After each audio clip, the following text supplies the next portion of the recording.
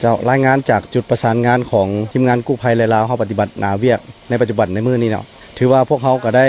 สืบต่อในการดูดน้ำออกจากถ้ำซึ่งการดูดน้ำออกจากถ้ำในมื้อนี้ก็ถือว่าประสบผลสำเร็จไปแต่ว่าปัจจุบันนี้ก็ถือว่าเจอปัญหาเกี่ยวกับท่อน้ำที่อยู่ในถ้ำเนาะเวลาเขาดูดออกมาท่อน้ำมันหัวแล้วไปซึมในโถง2โถง3และโถงที่1ตอนนี้พวกเขากำลังเร่งสูบน้ำออกเพราะว่าน้ำอยู่ในโถง1โถง2โถง3ยังมีจำนวนหลายอยู่เนาะและอีกภาคส่วนหนึ่งของพวกเขาก็ได้เฮ็ดเวียกเกี่ยวกับด้านสแกนเนาะตอนนี้ในด้านสแกน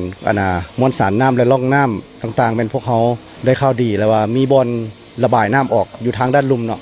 ณปัจจุบันนี้ทีมทางท่านเจ้าเมืองแล้วก็คณะรับผิดชอบอาจารย์ติ๊กลี่กำลังไปเบิ่งแล้วจะใช้วิธีระบายน้ำออกทางนั้นซึ่งก่อนจะระบายออกทางนั้นเพิ่นจะคอนเฟิร์มในการสแกนอีกขั้นหนึ่งเนาะให้มันเมคชัวร์ว่าพวกเขาเป็นถึกบอลตาน้ำที่แบบเห็นแล้วฮู้ระบายน้ำอยู่ทางลุ่มออกเนาะหลังจากนั้นพวกเขาก็สิเฮ็ดระบายทางลุ่มเพราะว่าการสูบน้ำของพวกเขาการดูดน้ำของเขาถือว่าพบปัญหาหลายเนาะเวลาดูดเขาแล้วเวลาอาสาสมัครจะลงไปเฮ็ดเวียกของเขาต้องได้มอดใดมอดจากดูดน้ำเมื่อมอดจากดูดน้ำแล้วเฮ็ดให้น้ำขึ้นคืนคือเขาเป็นอุปสรรคหลายต่อในการปฏิบัติเวียกงานกู้ภัยของพวกเขาที่จะเข้าไปกอบกู้ฉะนั้นมื้อนี้พวกเขาก็ปฏิบัติ2หน้าเวียกแล้วก็ถือว่าได้รับผลดีก็คือได้เห็นบอลระบายน้ำฉะนั้นว่าในมื้อนี้พวกเขาจะไปเบิ่งแล้วจะระบายและอาจจะรายงานต่อไปในต่อหน้าเนาะอาจจะได้ยินข่าวดีสำหรับหน้าเวียกมื้ออื่นของพวกเขาก็ไม่รอท่าว่าการระบายน้ำของพวกเขาออกแล้วตอนนี้นี่ปัญหาที่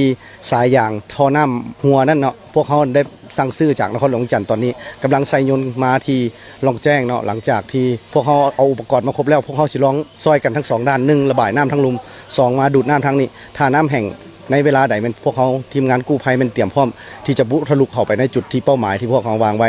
ขอขอบใจ